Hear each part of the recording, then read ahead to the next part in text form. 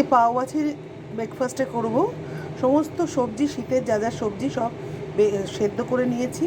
পাউরুটি আছে, আর এইগুলো আমার লাগবে। এই যে টমেটো কুচি, পেঁয়াজ কুচি, এটা কাশ্মীরি লঙ্কা গুঁড়ো, আর রসুন বাটা, আর ক্যাপসিকাম, আর লাগবে এই পাওভাজি মশলা।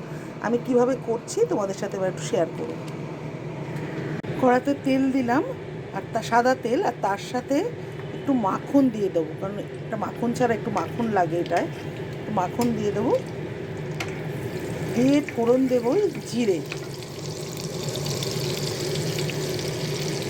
আর যে কাটা ইয়েগুলো রেখেছিলাম, পেঁয়াজ, টমেটো, কাঁচা লঙ্কা, ক্যাপসিকাম, এগুলো দিয়ে দেবো।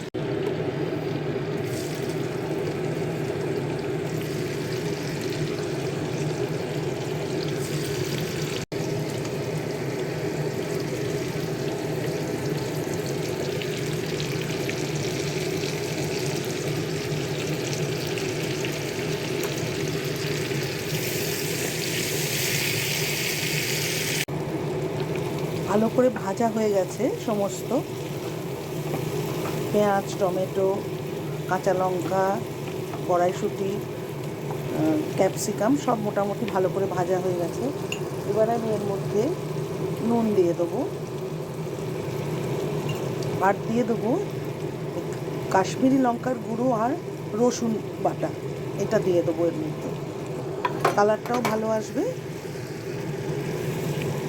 দিয়ে এবার খুব ভালো করে নাড়বো, মানে একদম তেল ছাড়া অবধি নাড়বো। খুব ভালো কালার এসে গেছে, ভাজাও হয়ে গেছে। এবার এই যে সবজিটা আমি সব রকম শীতের যে সবজি সেদ্ধ করে রেখেছি, এটা স্ম্যাশার দিয়ে খুব ভালো করে স্ম্যাশ করে নেব, তারপর এতে দেব।